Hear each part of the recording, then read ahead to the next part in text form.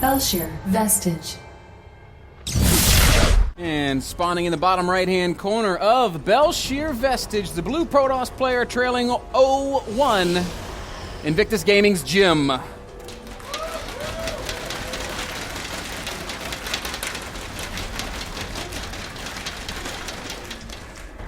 And his opponent up in the top left-hand corner, the red Zerg, leading 1-0, EG's Jaedong.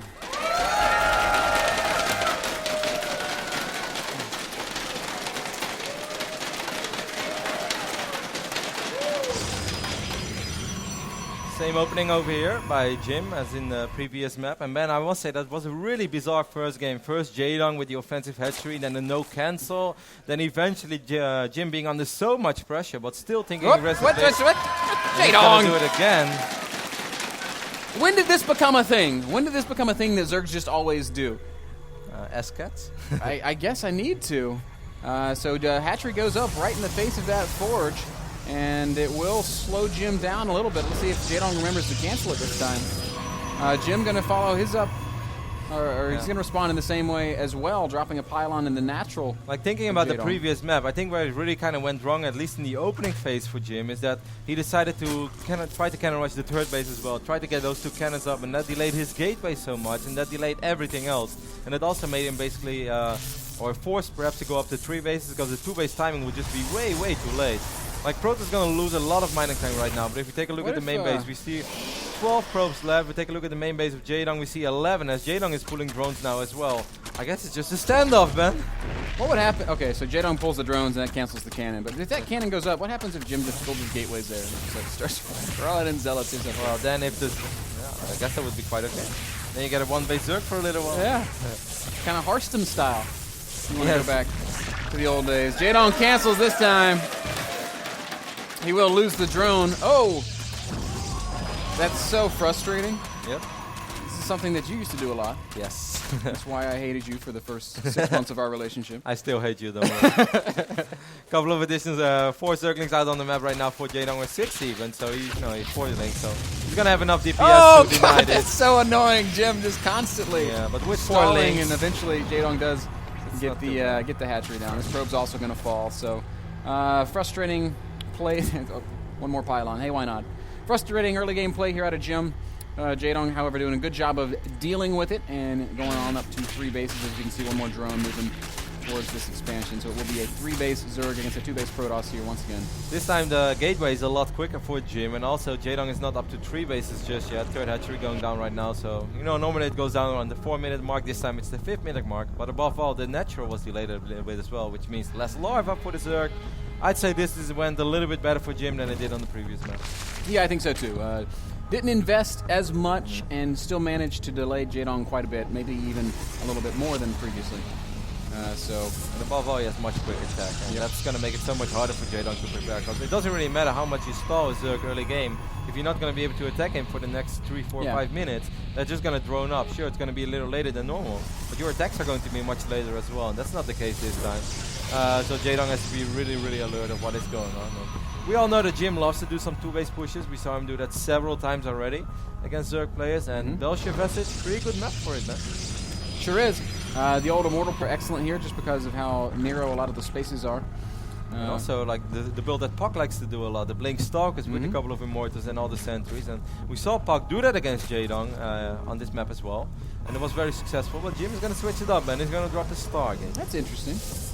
So, Stargate opening for Jim. I have to wonder if it's going to be Phoenix's or an Oracle opening. I think it's going to be Phoenix. Jim does love to play some Phoenix into Colossus, save into 3 bases as well every now and then, like kind of the old save Wings of Liberty style. I think that's a really hard style to pull off these days. But it's all about being aggressive on the right moments and not giving Zergs absolute freedom other than your couple of Phoenixes flying around. So I'm very curious to see what Jim is going to do besides sending some Phoenixes across the map, if he is indeed going for Phoenix. Jaedong took a pretty quick double gas, and he hasn't thrown down any tech, so there it is. There's that fast layer. So we might be seeing some... well, I guess Jaedong's intentions might be some fast Mutaplay. He's got no other tech down. That's certainly what it looks like right now. But upon realizing that this Stargate is out, I wouldn't be surprised to see Jaedong change gears a little bit. So his layer tech options then become your standard Roach Hydra And it's probably what we're going to end up seeing, as we do see Roach Hornet Evo Chamber going down. Yeah, every now and then he likes to open up with speed. Sometimes he goes straight into Roach Hydra, but most of the time he at least gets Zergling speed first. He's going to sacrifice an Overlord. He's going to see that this Phoenix is chipping away at it. Robo going down already as well. Of course, there are builds like this as well, which is still 2-base builds. That's completely possible. Like SOS used to do it for a while, where you get a couple of Phoenixes out, then drop the Robo immediately, and get 2 Immortals, 2 Colossus, and march across the map. I really like that build. I think it's a really strong build. But timing is everything, and since the timing was a little bit off early game because of the crazy scenarios that we had, I don't think that going for a build like that is necessarily the best idea. And also 5 gateways going down right now. Hello, 5 extra gates from Jim. So no, I almost did he cancel the Robo? I think so. I think he just put it down so Jaedong could see it. So this is kind of something that Maxhead did as well against Scarlet. It did not go all that well for Maxhead. +1 is being researched. It's just going to be Phoenixes with a lot of gateway units. But the Hydralist then is already down, and if Jaedong is able to get a reasonable amount of Hydras out in time, it's going to be very hard to pull this off with Jim. Jaedong's also building a lot of Spore Crawlers, so he doesn't want to take any chances of letting these Phoenixes do big damage. The other side, though, Kev, is that he's making lots of drones. Lots and lots of drones. Yeah, he's getting all his tech out. He's still going to have plenty of time to actually make units. Okay, units are going to march across the map right now. He really does have to stop right now, though. I do totally agree with you. 7 more drones. Jaedong up to 71 workers against 48. I think this might be too much. We're going to see how the timing works out. He does have a lot of Spire larva. going down. Come on, Jaedong. You got to build some units, man. As Jim is on the move. This is 33% of Jaedong's army. The rest of it is, of course, on the production tab. That's 4 Hydras. So here comes Jim dropping that pylon. Now, if Jaedong gets one big production cycle, he might this be is able a massive to hold. pylon, though. This is a really good pylon. It's going to be in between. And Phoenixes are really good against Hydras as long as the Hydras are in small numbers. And he should be able to pick them off one by one. A couple of Hydras are in production over here. Not too many, though. Force Field's going down immediately. Man, I think Jim might actually be able to do this. He's still ahead in army supply. I think he's definitely going to kill the 3rd base. Jaedong is producing Roaches and Hydras. Spire is down.